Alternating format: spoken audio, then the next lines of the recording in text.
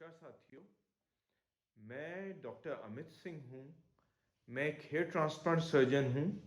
Revert hair transplant centre नाम से देहरादून में मेरा क्लिनिक है और पिछले 8 साल से मैं हेयर ट्रांसप्लांट और हेयर लॉस ट्रीटमेंट्स करता हूँ।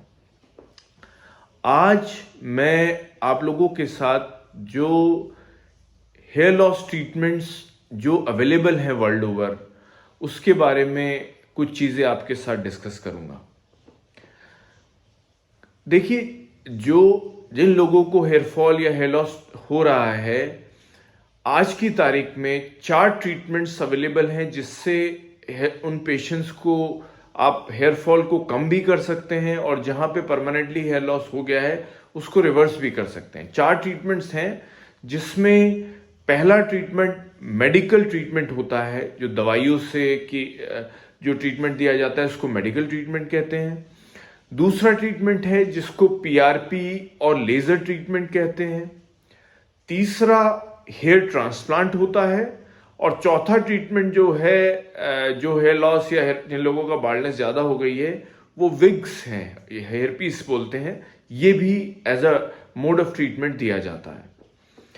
तो इन सब ट्रीटमेंट को डिस्कस करने से पहले मैं आपको कुछ हेयर लॉस से रिलेटेड कुछ बेसिक जानकारी दे देता हूं। सपोज आपका हेयर फॉल या हेयर लॉस हो रहा है, तो ऐसा नहीं कि आज हेल्दी बाल है कल वो गिर जाएगा, इस तरह से नहीं होता। सबसे पहले जो स्टेज होती है उसमें हेयर थिनिंग होती है, बाल पतले होने शुरू हो जाते हैं, धीरे धीरे उनकी ग्रोथ स्लो हो जाती है, कम हो जाती है और एक स्टेज ऐसी आती है कि जब रूट्स, जो हेयर रूट्स हैं, वो परमानेंटली खत्म हो जाती हैं। ठीक है, इन 3 स्टेज पे अगर आपका हेयर लॉस है तो तीनों स्टेज के अलग अलग ट्रीटमेंट है। जो पहला स्टेज है जिसमें आपकी शुरुआती स्टेज है और बाल पतले होने शुरू हो गए हैं, तो 2 ट्रीटमेंट्स दिए जाते हैं जिससे आप उस हेयर थिनिंग को रोक भी सकते हैं और थिकनेस को भी इंप्रूव कर सकते हैं। जो पहला ट्रीटमेंट है इसको मेडिकल ट्रीटमेंट कहते हैं, जिसमें आपको उस हेयर फॉल को स्लो करने के लिए दवाइयां दी जाती हैं।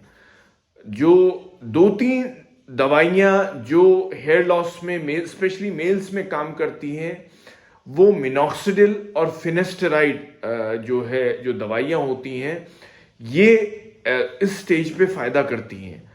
आप इन दवाइयां अगर आप स्टार्ट करते हैं तो जहां हेयर थिनिंग हो रही है और हेयर फॉल हो रहा है, मेडिसिन के सपोर्ट से हेयर फॉल सब्सटेंशियली कम किया जा सकता है और जो थिनिंग है उसको भी इंप्रूव किया जा सकता है।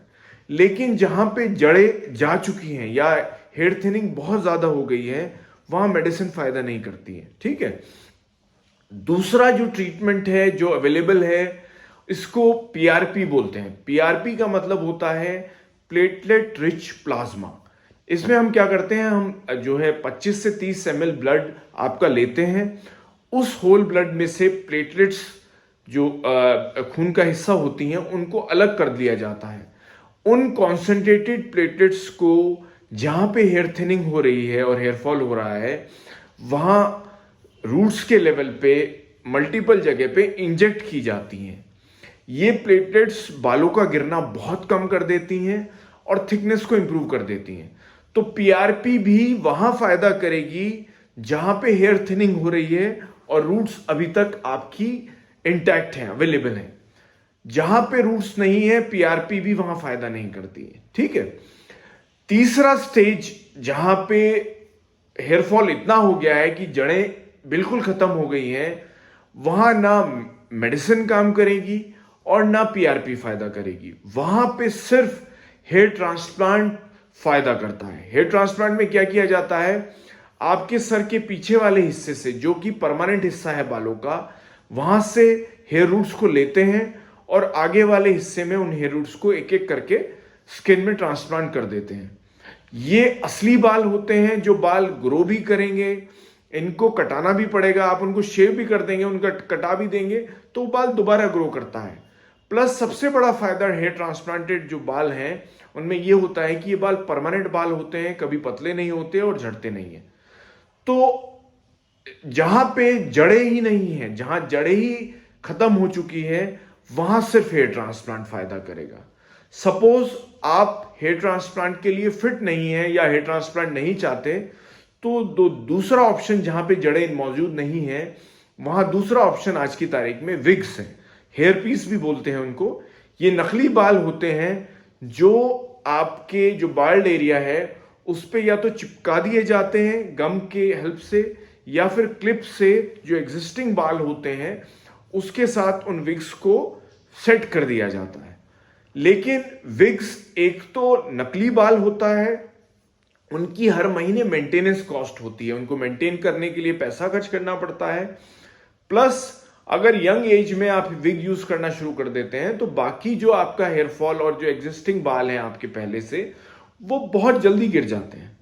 तो विग्स उन लोगों के लिए सुटेबल है जो 50, 45, 50 से ऊपर हैं और उनका डोनर एरिया जहां से रूट्स हेयर ट्रांसप्लांट के लिए यूज करने हैं वो बहुत अच्छा एरिया, क्वालिटी के बाल नहीं है, वहां वो लोग विग यूज कर सकते हैं।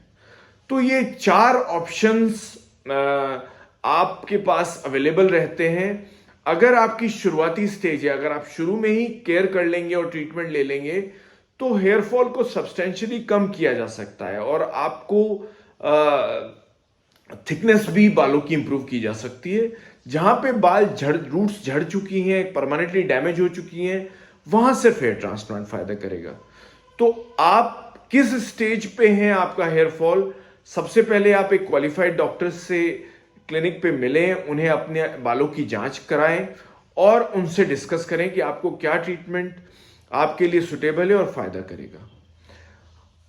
आपको हेयर लॉस और हेयर ट्रांसप्लांट से रिलेटेड कोई भी जानकारी अगर हमसे चाहिए तो आप हमें व्हाट्सएप पे हमें मैसेज भी भेज सकते हैं या फिर हमें कॉल कर सकते हैं। जो हमारा व्हाट्सएप नंबर है मैं आपको बता देता हूं, आप उसको नोट कर लें। वो है 8979923455। ठीक है, आप हमारे इस चैनल को सब्सक्राइब भी कर लें। जो भी ट्रीटमेंट्स, जो भी लेटेस्ट टेक्निक्स या कोई भी एडवांस ट्रीटमेंट्स जो भी किसी भी स्टेज पे हेयर लॉस के लिए आएंगे, हम आपके साथ रेगुलरली शेयर करते रहेंगे। धन्यवाद।